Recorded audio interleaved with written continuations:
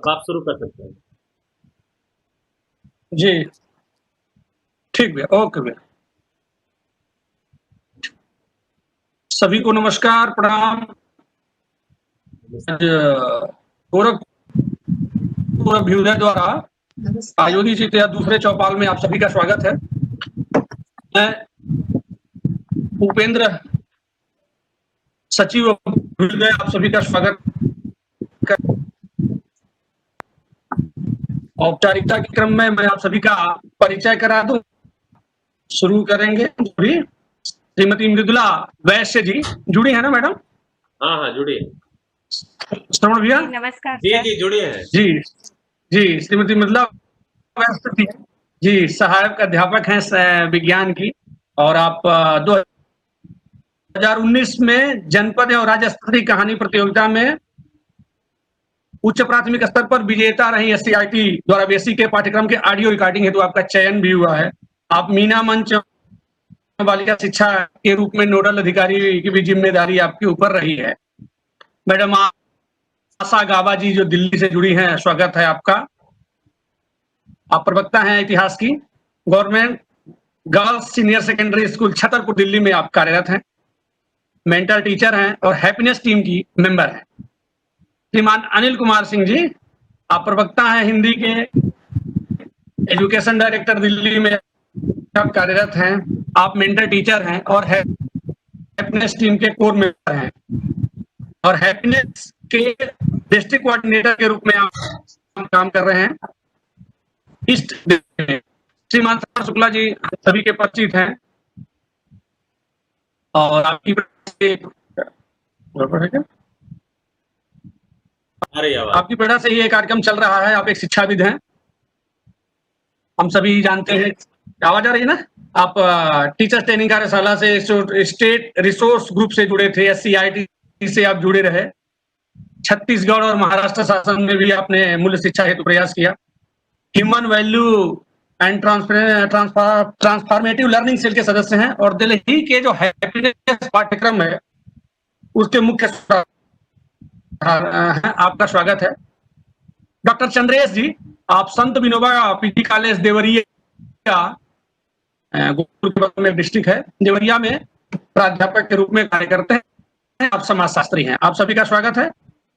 मैं श्रवण भैया से आग्रह करूंगा कि कार्यक्रम को गतिमान करने की का कष्ट करें। श्रवण भैया जी बिल्कुल। तो मैं आप सभी का स्वागत करता हूं, मृदुला जी और आशा जी, अनिल जी और डॉक्टर चंद्रेश जी का, कि आप सभी हैप्पीनेस चौपाल में पधारे, जो कि गोरखपुर की अभ्युदय संस्था का भी आभारी हूँ। ये मंच दिया, हम सभी को अवसर दिया। तो आप सभी से जो आज की चर्चा का विषय है वो है कि हम जो है हमारी आवश्यकताओं को हम पहचानते हैं कि नहीं पहचानते हैं। आवश्यकताएं तो हमारी है ही, मतलब सुबह जगने से लेकर रात के सोने तक हमको बहुत सारी जरूरतें पड़ती ही पड़ती हैं। आज जब हम आपसे बात कर रहे हैं तो भी बहुत सारी सुविधाएं इसमें इन्वॉल्व हैं ही, तो ही आपसे बातचीत हम कर पा रहे हैं। तो सवाल ये है आशा दीदी, आशा गाबा बहन की, क्या हम ठीक से अपनी आवश्यकताओं को पहचान पाते हैं?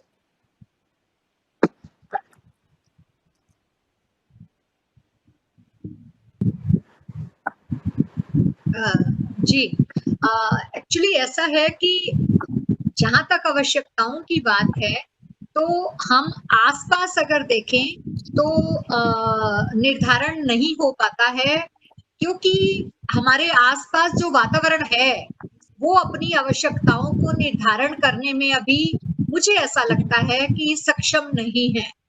क्योंकि अगर आवश्यकताओं की बात की जाए तो हम ये देखते हैं कि आवश्यकताएं हमारी निश्चित होती हैं, जैसा कि रोटी कपड़ा और मकान, दूरगमन, दूर श्रवण, दूरदर्शन।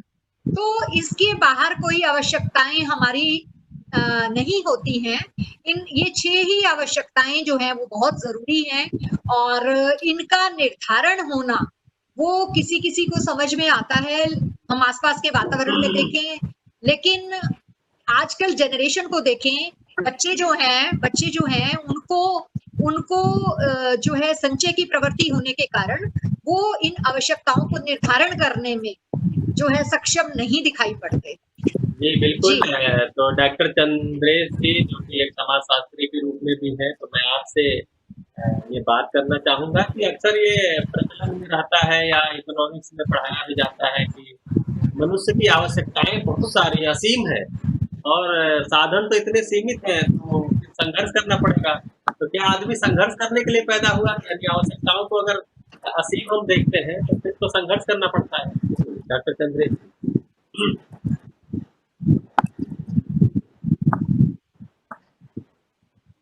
मेरी आवाज आ रही है? आप अनम्यूट कर लीजिए, म्यूट है आप। माइक अनम्यूट कर लीजिए। चलिए, कोई तकनीकी प्रॉब्लम होगी तो मैं अनिल जी से पूछता हूँ। अच्छा आ गए जी। सर एक बात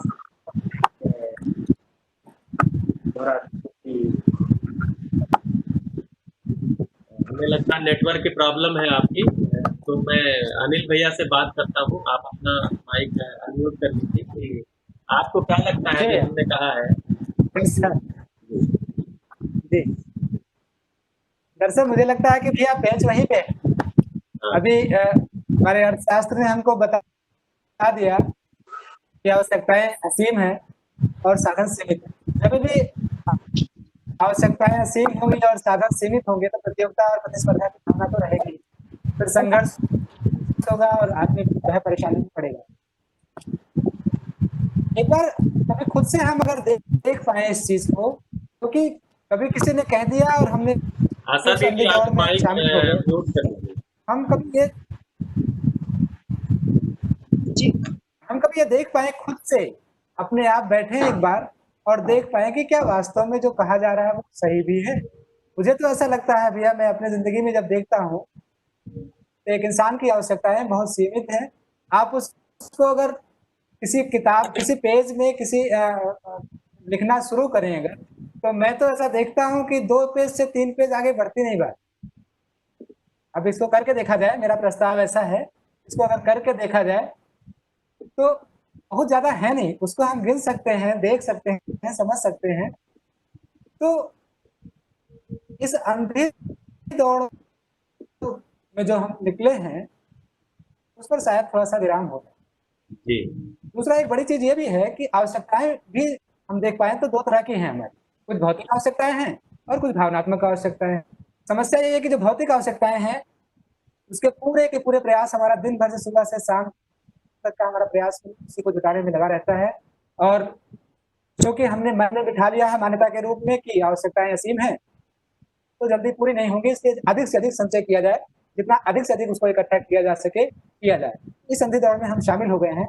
एक बार रुक करके, बैठ करके तसल्ली से इसको जांचने की जरूरत तो है।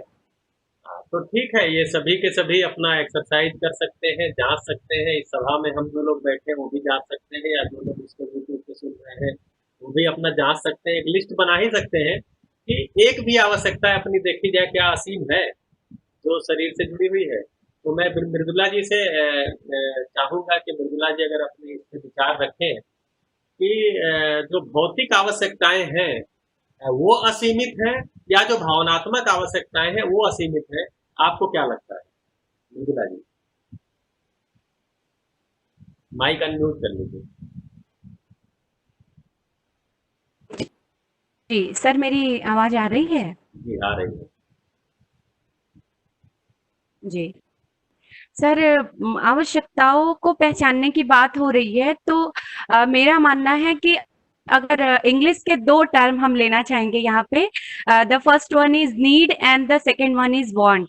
नीड में सर जहाँ तक हम देखते हैं कि मूलभूत जो हमारी आवश्यकताएं हैं, जैसा कि आशा मैम ने बताया, रोटी, कपड़ा और मकान, तो वो हमारी मूलभूत आवश्यकताएं हैं जो पूरी होनी ही होनी है, उसे हम अवॉइड नहीं कर सकते हैं। लेकिन अगर हम वांट्स में आते हैं तो वो हमारी बेसिक नीड से ऊपर उठ के चीजें वहां आ जाती हैं कि हमें लाइफ में और क्या चाहिए और क्या हमारी आवश्यकता है, और ये आवश्यकताएं परिस्थिति के अनुसार बदलती रहती हैं, ये फिक्स नहीं होती होती हैं, जबकि हमारी जो मूलभूत आवश्यकताएँ हैं, वो फिक्स हैं कि हमें भरपेट भोजन चाहिए, पहनने के लिए कपड़े चाहिए और रहने के लिए एक मकान चाहिए।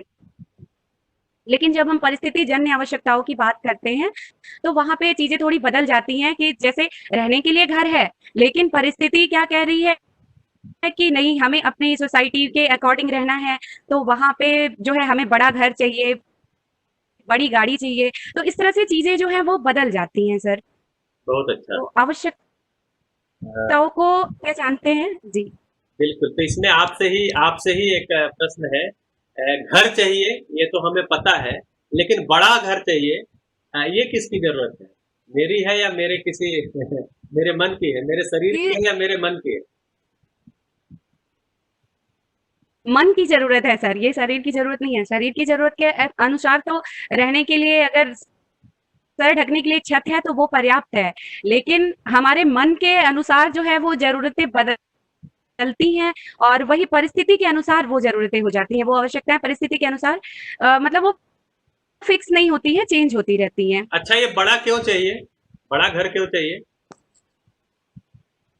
सर जैसे क्या होता है कि जो वर्किंग होते हैं, उनके लिए ये हो जाता है कि हमें इस सोसाइटी में रहना है और जैसे एक नॉर्मल जो देखने में आता है वो क्या होता है कि जैसे मान लीजिए सर कि कोई सर्विस में है, सेम उसी फील्ड में कोई दूसरा पर्सन भी है और उसके पास जो है बहुत सारी चीजें हैं अपनी लाइफ स्टाइल को शो ऑफ करने के लिए। तो सोसाइटी में एक ये शो ऑफ का जो चलन है, वो वहाँ पे आवश्यकताओं को बेमतलब को बढ़ा रहा है, बेमतलब का उसको बढ़ा रहा है, जो हमारी आवश्यकता वास्तव में नहीं है, लेकिन सोसाइटी में रह रहे हैं तो वहाँ पे लग रहा है कि नहीं, ये उनके वो हमारे जितनी सैलरी पा रहे हैं, उनके पास जब ये फैसिलिटी है, तो वो मेरे पास भी होनी चाहिए। तो ये सब जो है सर वजह बनती जा रही है बिल्कुल, बेकार की बिल्कुल, आवश्यकताओं को बिल्कुल। आपने बहुत अच्छा बढ़ाने ध्यान दिलाया कि घर तो मेरे शरीर को चाहिए, उसको मेरी ज़रूरत है, छत छत चाहिए जिससे कि हम धूप से, बरसात से, ठंड से बच सकें। लेकिन जो बड़ा घर चाहिए, ये हमारे सम्मान से जुड़ जाता है।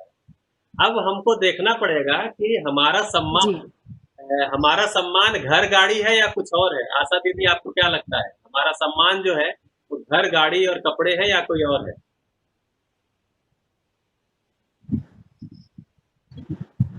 जी, जहां तक मैं समझ पाई हूँ कि अगर आसपास की बात देखी जाए तो घर और गाड़ी से जुड़ता हुआ सा लगता है, क्योंकि अमूमन अगर सोसाइटी में देखा जाए तो हर व्यक्ति इसी दौड़ में है, पड़ोसी इसी दौड़ में है कि उसके पास ये गाड़ी है तो मेरे पास उससे बड़ी गाड़ी होनी चाहिए। लेकिन जी। अगर ये सोचने का मुद्दा है, और ये सोचने का मुद्दा यहाँ बनता है कि अगर हमने इस सम्मान को गाड़ी से जोड़ दिया, इस सम्मान को बड़े घर से जोड़ दिया, तो क्या हमें तृप्ति मिलेगी? तो जहां तृप्ति का मामला है, सेटिस्फेक्शन का मामला है, तो वो मुझे यहाँ से जुड़ता हुआ तो नहीं नजर आता कि हमारे पास बड़ा घर हो जाए, बड़ी गाड़ी हो जाए तो हमें तभी सम्मान मिलेगा।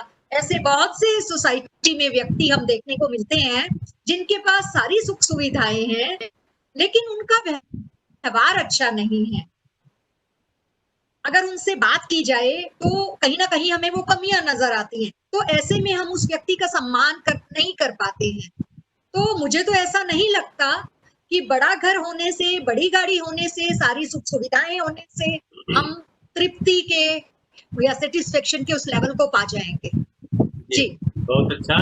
तो इसमें एक चीज तो स्पष्ट हो गया, जो मृदुला जी ने कहा और जो आशा जी ने कहा कि हमारी आवश्यकताएं तो दो तरह की हैं, स्पष्टता पता चल रही है कि कुछ भौतिक है। भौतिक मतलब इनको हम अपने इंद्रियों से देख सकते हैं, छू सकते हैं, चख सकते हैं, सुन सकते हैं, ये सब भौतिक जरूरतें, फिजिकल नीड्स है।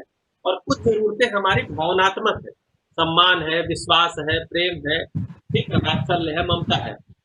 कहीं ऐसा तो नहीं है कि हम भौतिक चीज से भावनात्मक चीज की पूर्ति चाह रहे हैं? अनिल भैया, आपको क्या लगता है?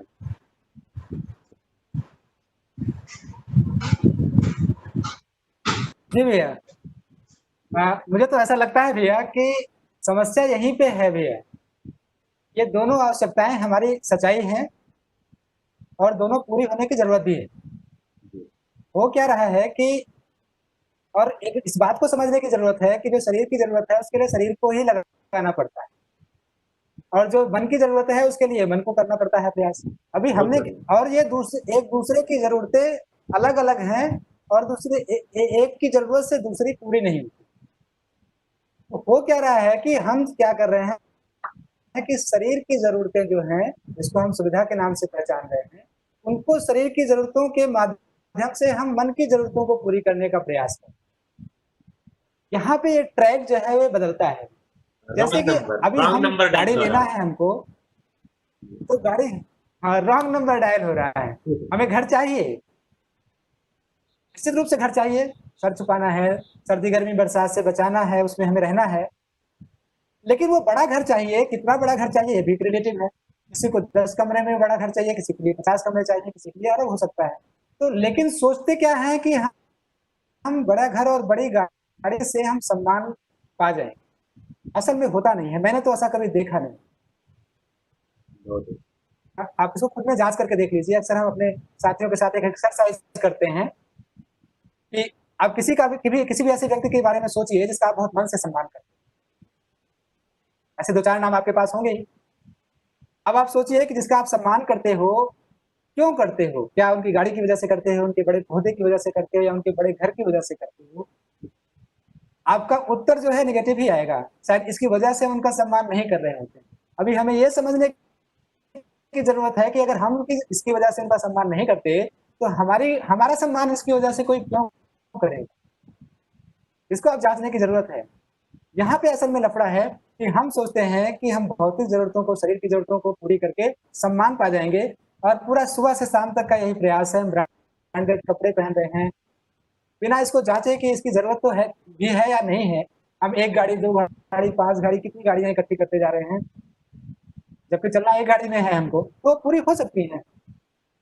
लेकिन यहाँ पे समस्या है कि हम एक की जरूरतों से दूसरे की जरूरतों को पूरी करना चाह रहे हैं। जी भैया, मुझे तो ऐसा लगता है। तो मजा इसमें आता है कि दूसरे के घर, दूसरे से गाड़ी से तुलना करके उसके होड़ में पड़ना, या मजा ये आता है कि उसके साथ परस्परता में तालमेल पूर्वक जी करके मजा आता है। तो हमें तो लगता है कि किसी की बड़ी गाड़ी और किसी का बड़ा मकान और सारी चीजें देख करके सम्मान का भाव आता है या ईर्ष्या का भाव आता है, ये भी हमको देखना पड़ेगा, अपने में ही जांचना पड़ेगा। तो सम्मान तो व्यवहार का आता है, जो हमारे साथ अच्छे से जीता है, व्यवहार करता है, उसके पास क्या है क्या नहीं है ये मुद्दा नहीं है, हम तो सम्मान उसी का कर पाते हैं। तो इसमें से अगर डॉक्टर चंद्रेश जी का अगर टेक्निकल इशू सॉल्व हो गया हो, तो मैं एक बात आपसे जानना चाहूंगा कि एक्चुअली भौतिक जरूरतों को पूरा करने के लिए हम कितना समय देते हैं दिन भर में, और जो हमारी भावनात्मक जरूरतें हैं, सम्मान, विश्वास, इसको पूरा करने के लिए हम कितना समय देते हैं? जी डॉक्टर साहब, माइक अनम्यूट कर लीजिए।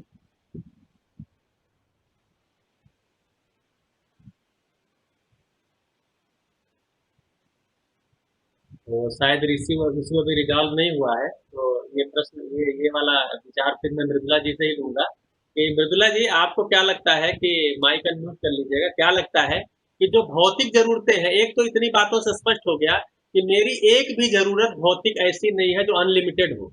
जैसे रोटी आप अनलिमिटेड खाएंगे, मकान आपको अनलिमिटेड जरूरत है, गाड़ी आपको अनलिमिटेड, कपड़े की आपको अनलिमिटेड जरूरत है। तो एक भी जरूरत ऐसी नहीं है जो अनलिमिटेड हो। लेकिन विश्वास आपको कितना चाहिए? विश्वास आपको कितना चाहिए? अनलिमिटेड। सम्मान आपको कितना चाहिए? एक पल, हर पल, हर क्षण विश्वास तो चाहिए सर जी। लेकिन जो हम अपना जो क्वालिटी टाइम लगाते हैं दिन भर का, उसमें सुविधा के लिए ज्यादा लगाते हैं या भावात्मक आवश्यकता को पूरी होने के लिए? बताएं। सर, पहले की जो सिचुएशन थी, यहाँ पे थोड़ा सा लॉकडाउन का मैटर आएगा सर, क्योंकि पहले जो सिचुएशन थी, पहले एक टाइप लाइफ स्टाइल चलती थी, चाहे बच्चों की हो, बच्चे अपने बिजी रहते थे, और जो वर्किंग पीपल थे वो अपने डेली का उनका रूटीन फिक्स रहता था कि उनको अपने वर्क पे जाना है, फिर वहां से आके बाकी चीजों को हैंडल करना है।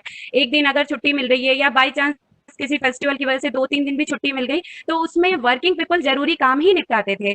लेकिन अभी जब लॉकडाउन का एक लंबा पीरियड मिला है जिसमें हमारे पास कोई ऑप्शन नहीं था कि हम घर से बाहर निकल सके, तो वहां पे भावनात्मक संबंधों की जरूरत पड़ी है सर।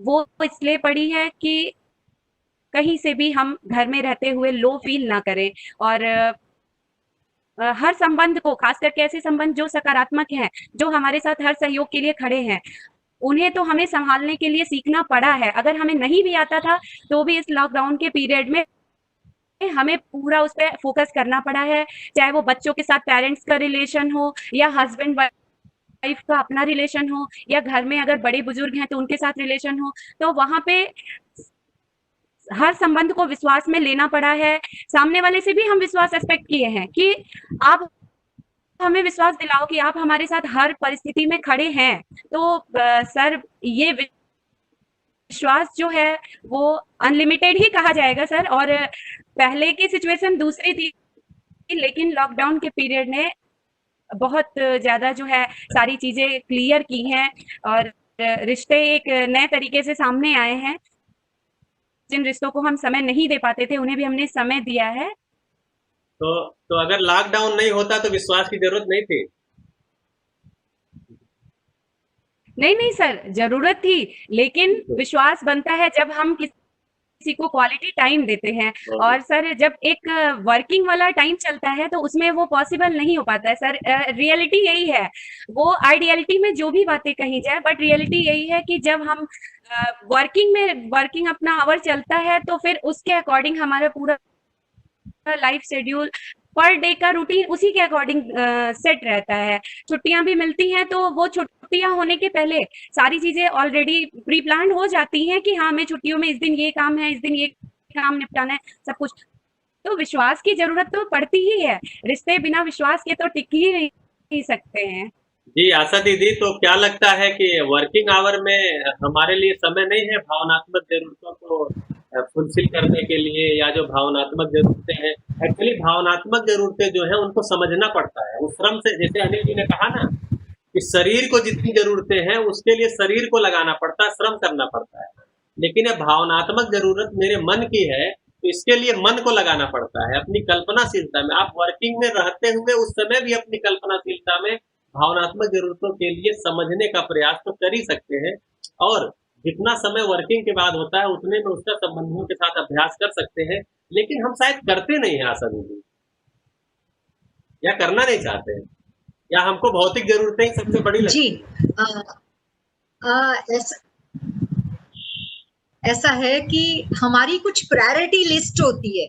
उस प्रायोरिटी लिस्ट में जब हम जॉब को या घर को या फिर बाहरी समाज की दुनिया के साथ जब हम मिलते जुलते हैं, तो जहां हमारी प्रायोरिटी लिस्ट में जो चीज होती है हम उसी को महत्व देते हैं। तो होता क्या है कि जब हम जॉब पर जाते हैं तो जॉब में हमारे 7-8 घंटे का टाइम निकल जाता है, और फिर उसके बाद जो है इन रिलेशंस की तरफ जो है वो ध्यान थोड़ा सा हट जाता है, कम हो जाता है, या उसको संवाद की स्थिति बेहतर रूप से नहीं हो पाती है। लेकिन मुझे ऐसा लगता है कि अगर हम प्रायोरिटी लिस्ट में जैसा सेट करें वैसा ही होगा। ऐसा नहीं है कि जॉब पर हम जाएं तो इन रिश्तों की जो है इन रिश्तों में, संबंधों में हम निष्क्रिय हो जाएं। तो बात यहाँ होती है कि संवाद की स्थिति को किस तरह से बेहतर बनाया जा सकता है। वो हम जॉब पर भी जाते हैं तो इस स्थिति को हम बरकरार रख सकते हैं। जी। ऐसा कर सकते हैं कि खाना इकट्ठा बैठ के खा लिया जाए। तो इकट्ठा अगर खाना खाने के बाद हमने वॉक करने के लिए जाना है तो वॉक इकट्ठी कर ली जाए, साथ साथ बात कर ली जाए। तो जहां तक मुझे लगता है कि ये हमारा प्रायोरिटी सेट का मुद्दा है। हम जॉब पर जाते हुए भी अगर उन चीजों को, संबंधों को प्रायोरिटी लिस्ट में रखते हैं तो हम उसके लिए वक्त निकाल सकते हैं। तो ये मुझे लगता है कि हर किसी की जो है अपनी स्थिति पर निर्भर करता है।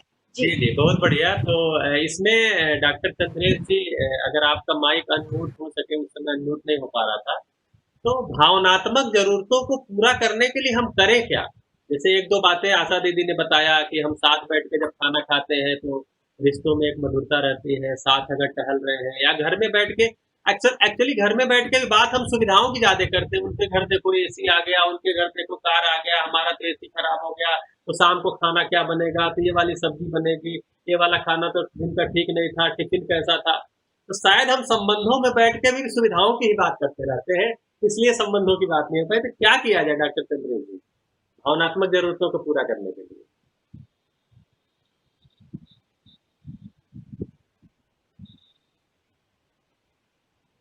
शायद अभी समस्या है। अनिल भैया आप बताइए। हाँ जी भैया, जी जैसे मृदुला जी ने बात रखी, तो मेरा दो बिंदुओं पर ध्यान गया इस पर कि एक तो जैसे जॉब में भी हम जा रहे हैं, तो जॉब में भी जहाँ भी हम जा रहे हैं वहाँ भी किसी न किसी इंसान के साथ ही हमारा सरोकार हो रहा है, और वहाँ भी विश्वास की, सम्मान की, भावों की उतनी ही जरूरत है जितनी कि घर में। तो अगर इसका हमें अभ्यास रहेगा तो हम वहाँ भी इस चीज को बेहतर तरीके से कर पाएंगे। दूसरी बात यह है कि लॉकडाउन के दौरान करना पड़ रहा है, इसका मतलब हम देखते हैं तो यही इतना ही होता है कि अक्सर जब हमारे पास बाहर निकलने की सुविधा होती है तो हम चीजों को फेस करने के बजाय उससे डाइवर्ट होना चाहते हैं। थोड़ा समय बचता है तो शॉपिंग की ओर चला जाए, फिल्म देखने जाए, घूमने चला जाए। तो मुझे लगता है कि भैया लॉकडाउन ना भी हो वो ये एक अलग मसला है।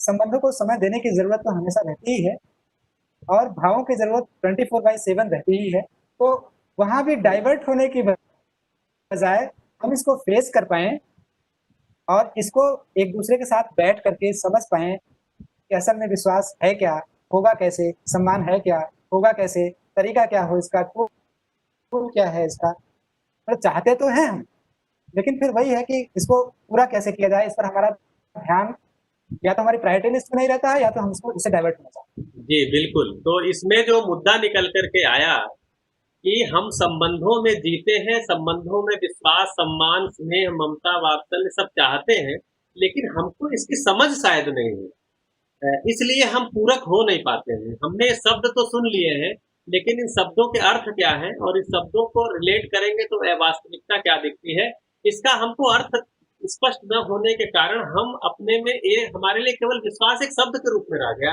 सम्मान एक शब्द के रूप में रह गया, इसलिए हमने कहीं न कहीं से जोड़ दिया। तो मुझे तो लगता है जो आप बोल रहे थे कि मन को लगाने की जरूरत है, तो मन को लगाने की जरूरत यही है कि संबंध को समझने का मतलब संबंध के अंदर जो मूल्य है, जो भावनात्मक, जिसको हम भावनात्मक जरूरतें बोल रहे हैं, उनको समझना पड़ेगा।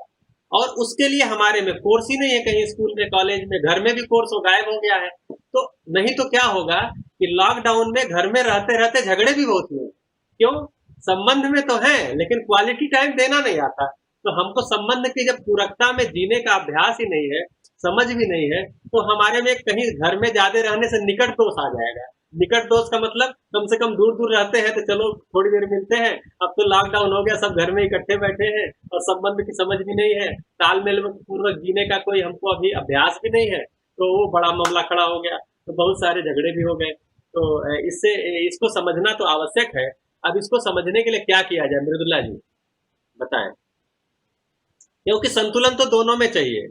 केवल भौतिक जरूरतें पूरी हो जाएंगी नहीं चलेगा, केवल भावनात्मक जरूरतें पूरी हो नहीं चलेगा, क्योंकि भूख लगेगा तो खाना चाहिए, प्यास लगेगा तो पानी चाहिए, गर्मी ठंडी से बचने के लिए कपड़ा चाहिए, पंखा चाहिए, कूलर चाहिए, एसी चाहिए, जो भी सामान है वो चाहिए। और लेकिन विश्वास पूर्वक चाहिए, सम्मान पूर्वक चाहिए। खाना तो चाहिए लेकिन इज्जत से चाहिए, खाना तो चाहिए लेकिन प्यार से चाहिए। तो ये प्यार, इज्जत, ये सब चीजें कैसे समझी जाए? जी मृदुला जी।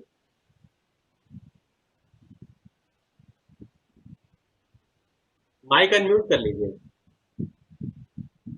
सर आपकी आवाज बिल्कुल भी नहीं आई है, मुझे बिल्कुल कट कट के आवाज आ रही थी, आपकी बात स्पष्ट नहीं हो पाई। अच्छा, मैं फिर से बोल देता हूँ कि ये जो हमारी भावनात्मक जरूरतें हैं, इनके पूरा होने के लिए भी एक नियम है और भौतिक जरूरतें भी पूरा होनी चाहिए। केवल भौतिक जरूरतें पूरी हो तो नहीं चलेगा, केवल भावनात्मक जरूरतें नहीं हो तो भी नहीं चलेगा। यानी भूख लगे तो खाना चाहिए, प्यास लगे तो पानी चाहिए, गर्मी ठंडी से बचने के लिए कपड़ा चाहिए, पंखा चाहिए, हीटर चाहिए, ठीक है, लेकिन रोटी चाहिए, इज्जत से चाहिए। रोटी चाहिए तो प्यार से चाहिए। अब ये प्यार, इज्जत, सम्मान, ये कैसे समझा जाए? इसको समझना भी तो पड़ेगा ना।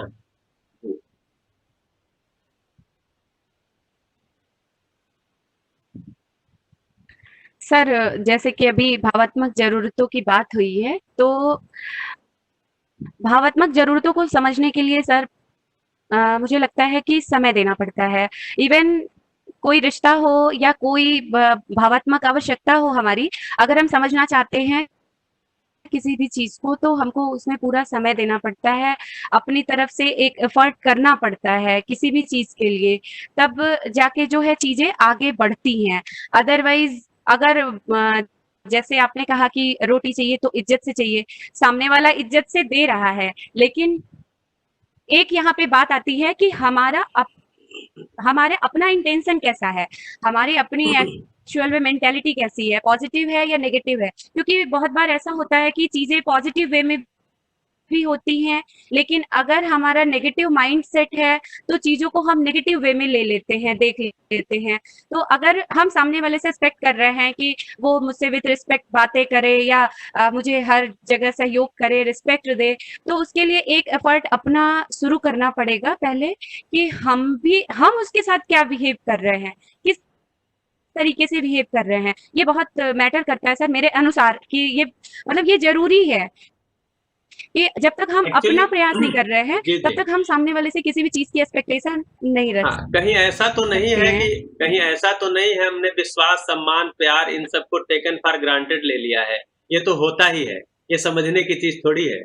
अब बच्चा जिस परिवार में बड़ा हो रहा है, आप बताइए परिवार में बच्चे ज़्यादा झगड़ते हैं या बड़े ज़्यादा झगड़ते हैं?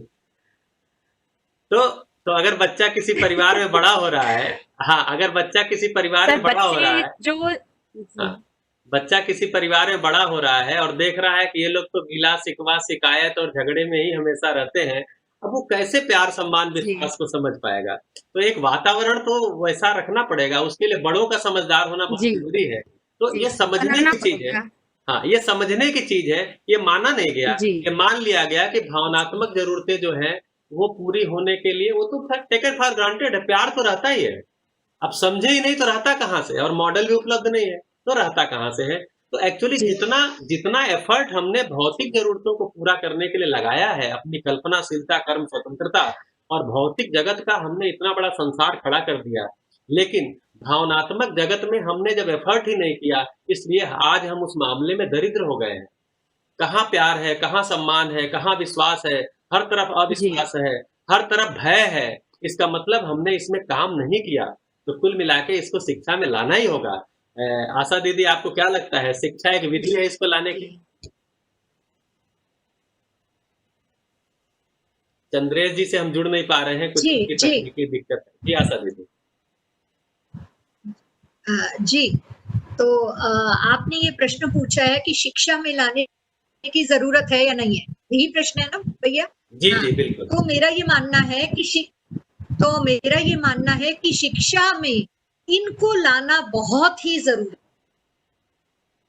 है, क्योंकि शिक्षा में एक बच्चा जब 3-4 साल में स्कूल में एडमिशन लेता है, अपने 20 साल, अनमोल 20 साल वो शिक्षा ग्रहण करता है, लेकिन उसके बाद सिर्फ एक स्किल की जानकारी उसे हो पाए और इन मूल्यों की समझ ही ना हो पाए, तो वो आगे अपने घर परिवार में उसकी शादी हो, बच्चे हों, उसका परिवार बढ़े और अपने माँ बाप के साथ भी उसका जीना नहीं हो पाता। ऐसे बहुत से एग्जाम्पल्स हमने देखे हैं कि जो बड़े-बड़े ओहदों पे हैं, उन्होंने बहुत अपना वक्त दिया पढ़ाई में, हमेशा अच्छे नंबर लाए, सब कुछ किया, लेकिन स्किल होने पर भी, अच्छा ओहदा पद होने के बावजूद भी घर में वो जिंदगी अच्छे से नहीं जी पाए और कटुता भरी जिंदगी रही। तो ऐसे में हम अगर शिक्षा में इसको एक पाठ्यक्रम में जगह नहीं देंगे तो यह शिक्षा अधूरी रहेगी।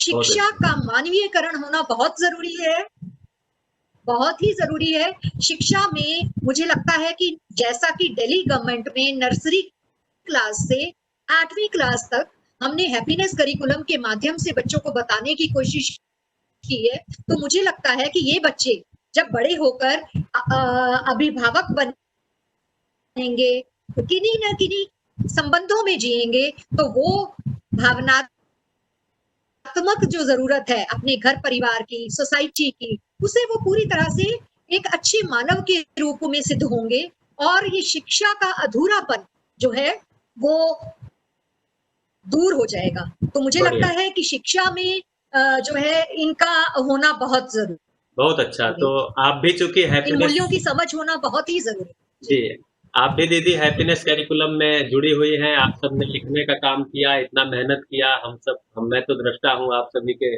परिश्रम का, हम एक टीम के रूप में काम किए और अनिल सिंह जी भी हैप्पीनेस की जो एक ऑफिशियल कमेटी उसके भी मेंबर हैं।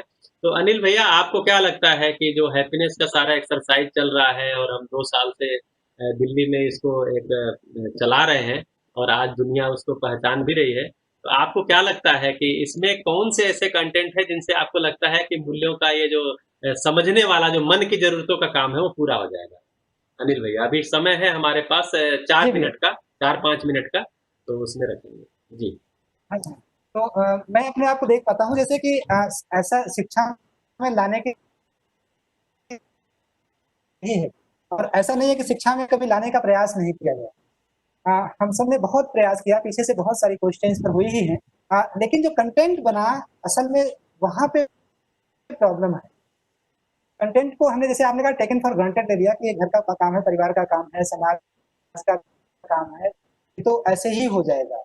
तो शब्द के रूप में हमारे पास सारी चीजें मौजूद है ही, लेकिन हमने ये कभी समझने की कोशिश नहीं की। मैं आपको याद करूं कि अपने बचपन को कि बहुत सारे लोगों को कहा जाता था कि इनका सम्मान करना है, इनका पैर छूना है। अब मैं जबरदस्ती उनका पैर तो छूता था, उनको लगता था कि मैं सम्मान कर रहा हूँ, लेकिन समाज में बाहर बहुत सारा गड़बड़ झला उनको करते हुए देखता था, मैंने मन में कभी वैसा भाव नहीं आता। तो उनको लगता था सम्मान है, मैं भी ऐसा कभी सोचता रहा कि भाई असल में सम्मान है क्या। तो अभी मुझे यह समझ में आता है कि इतना तो समझ में आ गया कि सिर्फ पैर छू रहे हैं या सम्मान नहीं है। सम्मान पैर छू रहे हैं उसमें सम्मान का भाव हो भी सकता है, नहीं भी हो सकता है। तो उस चीज को हमें समझने की जरूरत है।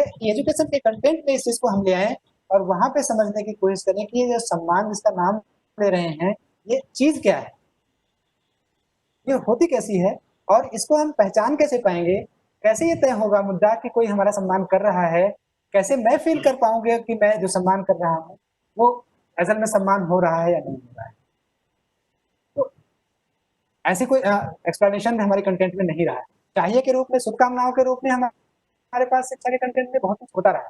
तो अभी अपने लोगों ने कोशिश किया है थोड़ा बहुत कि इस तरह से कैसे इन सारे भावों को समझा जाए और फिर उसको कैसे प्रैक्टिस में लाया जाए, ताकि उनको समझ करके, जैसा कि मृदुला दीदी ने माइंडसेट की बात की और जो व्यवहार की बात की, उसको भी हमें देखना होगा कि इसका ड्राइविंग फोर्स कहाँ से आता है। क्योंकि जो व्यवहार है वो तो दिखता है, एक्शन हमारा दिखता है, लेकिन वो एक्शन कहाँ से डिराइव हो रहा है ये समझने की बात है। इसको समझना पड़ेगा, एजुकेशन के कंटेंट में ही समझना पड़ेगा। ये जो भाव है हमारे मूल में, जैसा हमारा भाव है किसी के प्रति, वैसे ही विचार हमारे पास आते हैं और उन्हीं विचारों को हम व्यवहार के रूप में एक्शन में ले आते हैं। तो एक्शन तो दिखता है, लेकिन उसके पीछे का बहुत कुछ ऐसा है जो हमें दिखता नहीं है, जिसको एजुकेशन में समझने की जरूरत है। तो किस तरह से कंटेंट एजुकेशन के कंटेंट में ला करके बच्चों के साथ इसकी प्रैक्टिस किया जाए, ना सिर्फ बच्चों के साथ बल्कि बड़ों के साथ भी, क्योंकि अगर हम बड़े प्रैक्टिस नहीं करेंगे तो जो हमारे पास रहेगा वही ना हम बच्चों को देंगे। जी, जी। तो पहली जरूरत तो हमारी है कि हम जो बच्चों के साथ डील कर रहे हैं, मैं उसको समझ पाऊँ, मैं उसको प्रैक्टिस में ला पाऊँ, मैं उसके कंटेंट को समझ पाऊँ, तो शायद बात बन जाएगी। और उम्मीद करेंगे कि हमारी आने वाली जो पीढ़ी है एजुकेशन से निकल करके जो आएगी वो ऐसी पीढ़ी होगी जो सम्मान के भाव के साथ, कृतज्ञता के भाव के साथ, मूल्यों के साथ भाव बह रहे होंगे, और जो समाज में जो इतना कुछ हो रहा है ऊट पटांग, शायद ये रुक जाए। बहुत शिक्षा ही एक ऐसा टूल है जो समाज में जितनी भी गड़बड़ियां हैं उसको वहां से हम इसको हैंडल कर सकते हैं। जी भैया। बहुत अच्छा। तो हम लोग सभी शिक्षा से जुड़े हुए लोग हैं, तो आज हमने चर्चा किया कि सर एक जी, मिनट जी, 1 मिनट का समय चाहेंगे। जी, हेलो सर, जी, 1 मिनट का समय चाहेंगे। जी, जैसे कि अनिल भैया और आशा दीदी ने बताया कि स्कूल लेवल पे इसको अप्लाई करने की बहुत ज़्यादा ज़रूरत है। सर बिल्कुल एग्री हैं, लेकिन सर एक चीज़ यहाँ पे ध्यान देने वाली बात है, जैसा मुझे लग रहा है कि बच्चा जब 3 साल 4 साल का होता है तब वो स्कूल में कदम रखता है। उसके पहले बच्चे को जैसे कहा जाता है कि बच्चे की पहली पाठशाला उसका घर होता है, उसका परिवार होता है। तो मानवीय मूल्यों की शुरुआत अगर घर परिवार से उसको शुरू से नहीं होगी, तो स्कूल में आके उसको थोड़ा-सा सामंजस्य बिठाने में दिक्कत आएगी। आपकी बात से सहमति है। हमें लगता है कि हमने जोड़ा भी कि सबको ज़रूरत है समझने की। इसको एक रूप में तय कर पाएँ कि जो बच्चा घर से पूरे विश्वास के भाव के साथ स्कूल में एंटर कर रहा है। हम देख पाते हैं कि हमारा बच्चा जब स्कूल में जाता है, टीचर्स के लिए ज़्यादा ट्रस्ट करता है या हमारे ऊपर ज़्यादा ट्रस्ट करता है। लेकिन वही बच्चा जो प्राइमरी में गया हुआ है, हमारा बच्चा जब 20 साल की एजुकेशन के बाद वो स्कूल से निकलता है, तो उसका विश्वास हमारे ऊपर से बुरी तरह से हिला हुआ है। इसको हमें जाँचना पड़ेगा एक शिक्षक के रूप में भी कि वो कहाँ से हमसे बढ़िया हो रही है। बढ़िया। तो एजुकेशन में हम समय उसको की ला करके जाँचें, जी जी, तो समय की भी सीमा है, तो हमें लगता है आप सभी चर्चा में बहुत अच्छा प्रतिभाग कर रहे हैं, आगे और इस पे और एक्सप्लोर करेंगे।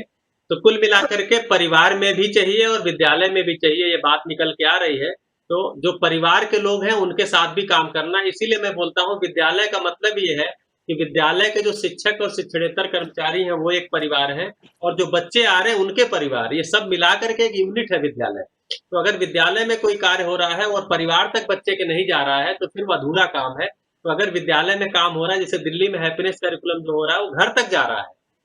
तो घर तक भी जाना ज़रूरी है और विद्यालय में भी होना ज़रूरी है। तो आज हम चर्चा को बहुत अच्छी आप सबने प्रतिभाग किया। दुर्भाग्य से डॉक्टर चंद्रेश जी से हम लोगों की बातचीत नहीं हो पाई।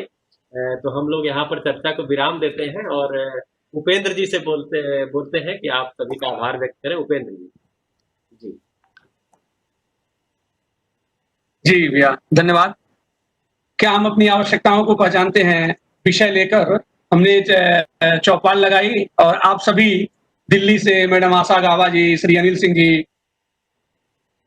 और श्रवण भैया, आप तीनों लोग जुड़े। गोरखपुर से मृदुला वैश्य जी और कुछ टेक्निकल प्रॉब्लम की वजह से डॉक्टर चंद्रेश जी नहीं जुड़ पाए। अभ्युदय की तरफ से मैं आप सभी का धन्यवाद करता हूं कि आपने अपने समय में से अमूल्य समय अभ्युदय के आग्रह पर दिया। आप सभी का धन्यवाद। नमस्कार। नमस्कार, सभी का नमस्कार, सभी को नमस्कार। जी, सभी को नमस्कार। नमस्ते आशा दीदी, नमस्ते अनिल भाई, नमस्ते उपेंद्र जी, नमस्ते मृदुला जी, नमस्ते। नमस्ते सभी को, फिर आगे हम मिलते रहेंगे। धन्यवाद। जी।